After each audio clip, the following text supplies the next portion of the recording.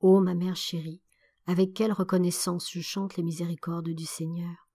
Ne m'a-t-il pas, suivant ces paroles de la sagesse, retiré du monde avant que mon esprit fût corrompu par sa malice, et que ses apparences trompeuses n'aient séduit mon âme?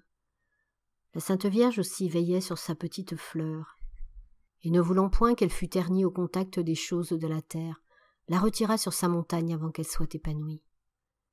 En attendant ces heureux moments, la petite Thérèse grandissait en amour de sa mère du ciel.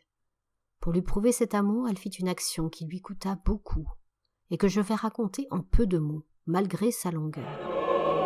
Presque aussitôt, après mon entrée à l'abbaye, j'avais été reçue dans l'association des Saints Anges. J'aimais beaucoup les pratiques de dévotion qu'elle m'imposait, ayant un attrait tout particulier à prier les bienheureux esprits du ciel, et particulièrement celui que le bon Dieu m'a donné pour être le compagnon de mon exil. Quelque temps après ma première communion, le ruban d'aspirante aux enfants de Marie remplaça celui des Saints Anges, mais je quittai l'abbaye n'étant pas reçue dans l'association de la Sainte Vierge.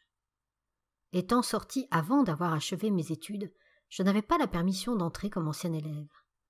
J'avoue que ce privilège n'excitait pas mon envie, mais en pensant que toutes mes sœurs avaient été enfants de Marie, je craignis d'être moins qu'elles l'enfant de ma mère des cieux, et j'allais bien humblement, malgré ce qu'il m'en coûta, demander la permission d'être reçue dans l'association de la Sainte Vierge à l'abbaye.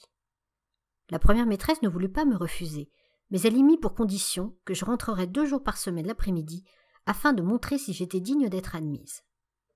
Bien loin de me faire plaisir, cette permission me coûta extrêmement. Je n'avais pas, comme les autres anciennes élèves, de maîtresse amie avec laquelle je pouvais aller passer plusieurs heures.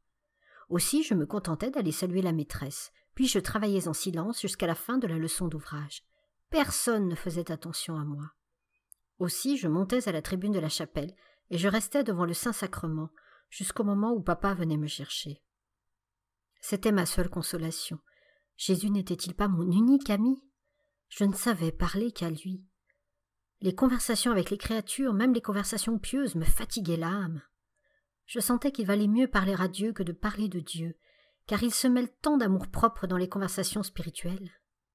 Ah, c'était bien pour la Sainte Vierge toute seule que je venais à l'abbaye. Parfois je me sentais seule, bien seule, comme au jour de ma vie de pensionnaire. Alors que je me promenais triste et malade dans la grande cour, je répétais ces paroles qui toujours faisaient renaître la paix et la force en mon cœur. La vie est ton navire, et non pas ta demeure.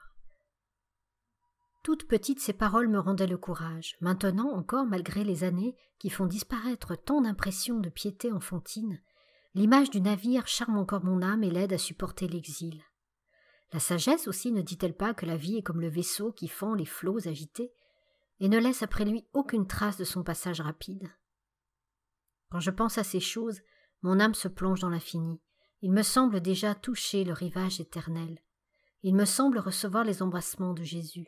Je crois voir ma mère du ciel venant à ma rencontre avec papa, maman, les 4 petits anges. Je crois jouir enfin pour toujours de la vraie vie, de l'éternelle vie en famille.